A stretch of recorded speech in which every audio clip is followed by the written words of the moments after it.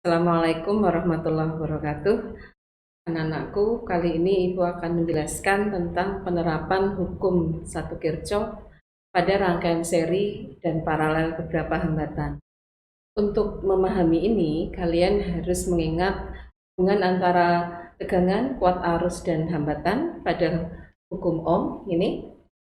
Kemudian yang berikutnya adalah hukum satu kirchhoff sendiri yang menyatakan bahwa pada suatu percabangan jumlah arus yang masuk dengan yang keluar adalah sama.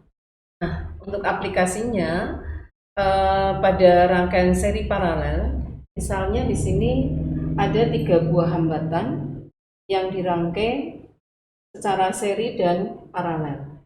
Kemudian ujung-ujungnya dihubungkan dengan suatu sumber tegangan. Ini misalnya nilainya 6 ohm, ini 3 ohm, dan di sini nilainya misalnya 8 ohm, terus tegangan di sini 12V. Nah, dari contoh soal ini yang 6 ohm misalnya saya namai sebagai R1, yang 3 ohm ini sebagai R2, yang 8 ohm ini sebagai R3, dan 12V ini adalah tegangan sumbernya.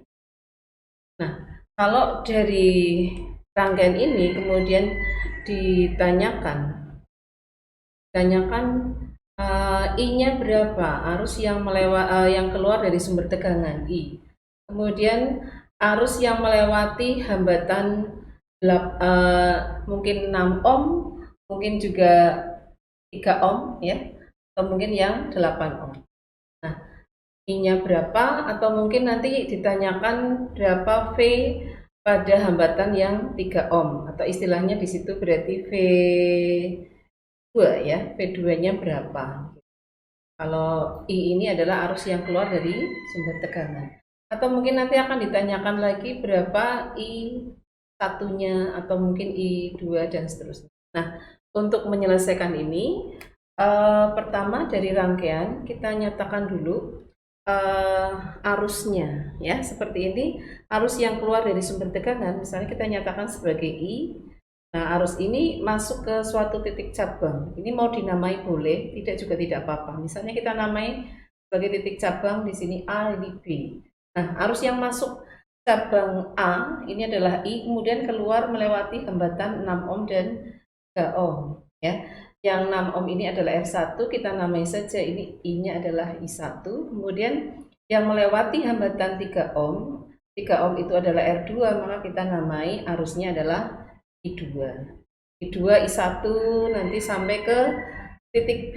Di titik B berarti arus yang masuk adalah I1 dan I2, maka keluarnya adalah I. Jadi nanti kalau tanyakan berapa I ini berarti sama aja arus yang keluar dari sumber tegangan atau yang melewati hambatan 8 ohm. Kalau nanti I1 atau I2, oh I1 itu berarti yang melewati hambatan 6 ohm, dan yang I2 itu yang melewati hambatan 3 ohm. Ya. Nah, untuk mencari I, maka kita harus mencari hambatan totalnya dulu. Nah, kalian cermati dari rangkaian R1 dan R2 ini secara paralel.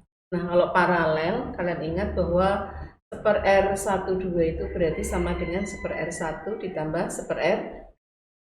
Masukkan nilainya, ini R1-nya 6, kemudian R2-nya itu 3. Seperti ini kita samakan penyebutnya, maka akan kita dapatkan seper R12 itu adalah 1 ini ditambah 2, atau R12 sama dengan 6/3 yaitu 2. Nah, kemudian R totalnya adalah seri antara R12 dengan R3.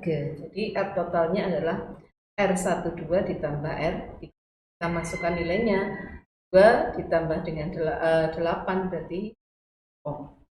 Nah, setelah itu kita bisa menentukan berapa I-nya. I-nya itu adalah V dibagi R totalnya, berarti sama dengan 12 dibagi 10, ketemunya 6/5. Mau dinyatakan dalam desimal boleh. Desimalnya itu kita nyatakan ke dalam pecahan seperti ini. Nah, kalau kalian mau mencari berapa I1 I2-nya ya. Kita lihat rangkaian paralel ini adalah membagi arus. Jadi, rangkaian paralel itu berfungsi untuk membagi arus. Nah, kalau membagi arus berarti kalau kita nyatakan I1 banding I2 itu akan sama dengan, ini kembali ke hukum Ohm ya. Kalau I itu kan berarti sama dengan V per R. Nah, I1 banding I2 itu kita bisa menyatakan sebagai 1/R1 dibanding 1/R2. Kenapa demikian? Harusnya kan di sini V1 per R1, ini V2 per R2. Tapi karena R1, R2 itu rangkaiannya paralel, paralel itu memiliki tegangan yang sama. Jadi bisa kita nyatakan seperti ini. Nah, kalau kita masukkan berarti 1/6 dibanding 1/3. Maka kita dapatkan hasil perbandingannya adalah 1 banding 2. Itu perbandingan antara I1 dengan I. Maka kalian bisa menyatakan I1 itu sama dengan, nah I1 nilai perbandingannya I1 itu adalah yang ini, 1 itu miliknya I1 ya. Kemudian 2 itu miliknya I2. Jadi kita bisa menyatakan I1 itu adalah 1 dibagi jumlahnya ini, jumlah angka perbandingan ada 1 dan 2, itu berarti 3 dari I. Oh, berarti sama dengan 1/3 dari 6 per, ada 6 per 15 atau 2 per 5 ya. Kemudian untuk I2 nanti kita bisa menghitungnya dari hukum 1 Kirchhoff ya, yaitu I dikurangi I1.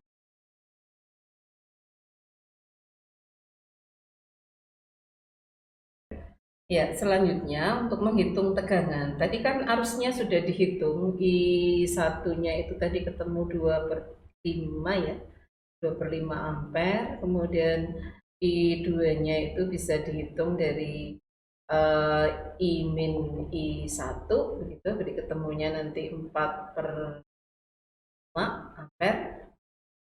Seperti itu. Untuk mencari tegangan bisa dengan dua cara. Kalau tegangan pada ini tegangan V2 ya, berarti pada hambatan yang 3 ohm. Karena arusnya tadi sudah kita hitung, maka kita bisa langsung menyatakan bahwa V2 itu adalah I2 kali R. Itu tinggal dimasukkan ya. Arusnya 4/5, kemudian R2-nya adalah ya, nanti akan ketemu nilainya 12/5 volt. Ini kalau kita menggunakan arus ya, arusnya sudah diketahui. Seandainya dari rangkaian ini tidak ditanyakan arus tapi langsung ditanyakan berapa tegangan di hambatan R2 ataupun R1 tanpa kita harus menghitung arusnya dulu, itu bisa ya. Cara lain itu kita melihat rangkaian ini antara R1, R2 dengan R3 itu kan rangkaian seri. Nah, rangkaian seri itu adalah rangkaian yang membagi tegangan. Jadi R12 dan R3 ini seri ya. Seri itu membagi tegangan. Nah, maka kita bisa menyatakan bahwa V12 itu tegangan pengganti antara R1 dengan R2. Dan ini nilainya sama dengan V1 sama dengan V2 karena ini merupakan rangkaian paralel ya. Jadi kita bandingkan V12 dengan V3. V3 itu adalah tegangan pada hambatan 8 ohm. Nah, ini kembali lagi ke hukum Ohm.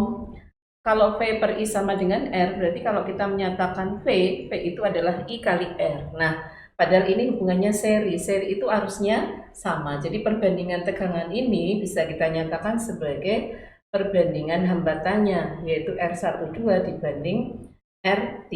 Nah, tadi sudah dihitung R12 itu adalah penggantinya R1 dengan R2. Ini rangkaian paralel yang kita hitung tadi. Untuk hambatan penggantinya itu ketemu 2, berarti 2 dibanding 8, sehingga kita dapatkan angka perbandingannya adalah 1/4. Ini adalah P12 banding P3. Nah, yang angka 1 ini yang miliknya V12 ya. 4 ini miliknya V3. Sehingga kalau kita mau mencari V1 misalnya, V1 itu sama dengan V2, sama dengan V12. Maka kita hitung dari angka perbandingannya di sini 1 dibagi jumlah angka di sini ada 1 dan 4, berarti 5. Maka ini 5 dikalikan tegangan sumber ini yang 12V dikalikan V ya. Ini bukan satuan ya, tapi V tegangan sumber. Nah, ini akan sama dengan 1/5 kali 12. Maka akan ketemu 12/5V. Ya, kalau mau dibuat desimal juga silahkan, dan seterusnya. Kalau mau mencari V3 dari perbandingan ini juga boleh, berarti 4/5 kali V. Nah, mudah-mudahan penjelasan ini untuk hukum 1 Kirchhoff penerapan pada rangkaian seri paralel ini langsung aplikasi, kalian bisa memahaminya dengan baik. Ya. Untuk selanjutnya, aplikasi hukum 1 Kirchhoff pada rangkaian jembatan Wheatstone ini ya.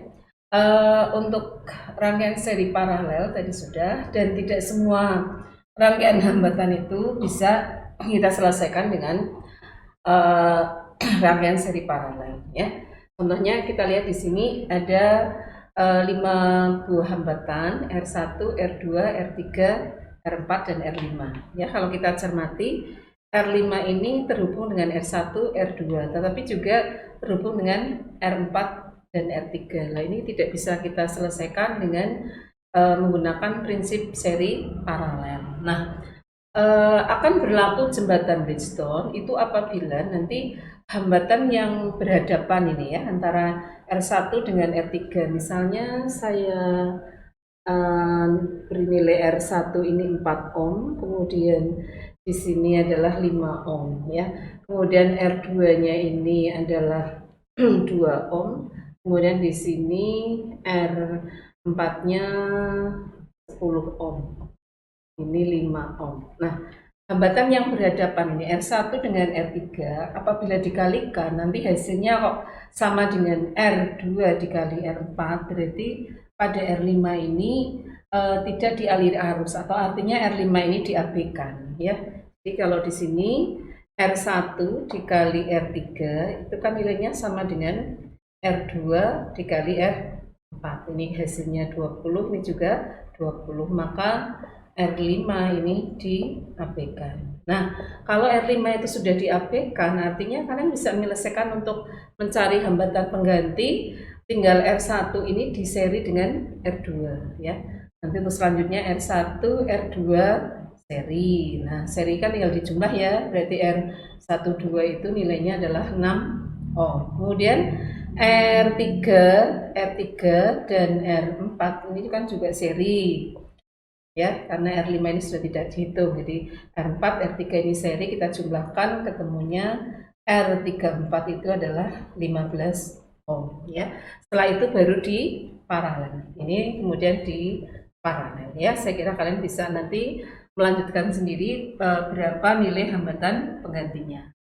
Nah, biasanya untuk rangkaian jembatan Wheatstone ini dipakai untuk mengukur nilai suatu hambatan. Meskipun nilai hambatan itu bisa juga kita tentukan dari ampere meter dan voltmeter. Jadi kalau arusnya sudah diketahui, hambatannya diketahui, kita bisa pakai hukum Ohm untuk menghitung hambatan, tapi ada cara lain, yaitu dengan menggunakan yang namanya rangkaian jembatan Wheatstone ya. Di rangkaian ini ada hambatan yang sudah diketahui nilainya, dan ini nanti akan dicari nilainya Rx ya, nilainya berapa. Kemudian ini G ini adalah galvanometer. Kemudian galvanometer itu nanti untuk ini biasanya pakai penjepit buaya ya. Di sini B ini adalah kawat sepanjang biasanya sampai 1 meter, bisa 1 meter mungkin ya, atau mungkin 50 meter, tergantung kita membuatnya nanti seperti apa. Nah, ini nanti penjepit buaya ini kita geser sepanjang AB sampai jarum galvanometer itu menunjuk angka 0. Jadi kalau nanti di galvanometer itu menunjuk angka 0, berarti jembatan Wheatstone ini dalam keadaan setimbang. Nah, kalau setimbang berarti hambatan yang berhadapan itu nilainya dikalikan, nilainya sama, berarti Rx ini berhadapan dengan hambatannya kawat yang BC. Kemudian R ini berhadapan dengan hambatan kawat AC. Jadi kita bisa menyatakan begini, kalau galvanometer menunjuk angka 0 atau jembatan ini dalam keadaan seimbang, Rx dikalikan R BC itu akan sama dengan R dikali R AC. Nah, AC BC ini kan kawat dengan ukuran yang sama untuk penampang dan jenisnya. Yang membedakan adalah panjangnya. AC dengan BC itu panjangnya berbeda. Jadi kalau misalnya ya, kalau di sini pas 40 cm, ini 60 cm misal ya, seperti itu, maka kita bisa menyatakan baik RBC maupun RAC itu menggunakan panjangnya. Ingat ya bahwa R itu adalah rho L per A ya. Jadi R dengan L ini hubungannya adalah sebanding. Nah, ini sebanding. Karena hubungannya sebanding, jadi persamaan di atas kita bisa menyatakannya sebagai Rx dikali LBC itu sama dengan R dikali LAC. Nah, kemudian kita masukkan ini Rx yang ditanyakan, LBC. LBC itu 60, ini kalau satuannya sama tidak usah dikonversi. Masukkan saja 60, kemudian ini R-nya itu 8, nanti dikali LAC itu adalah 40. Maka bisa kita tentukan Rx-nya. Rx-nya bisa kita tentukan 8 kali 40 dibagi 60. Ya, jadi kalau kita hitung hasilnya berarti 8 bagi 8 kali 2 per 3 ya, 16 per 3, 16 per 3 ohm, hasilnya seperti itu. Nah, mudah-mudahan bisa dipahami cara menentukan hambatan dari prinsip jembatan Weston.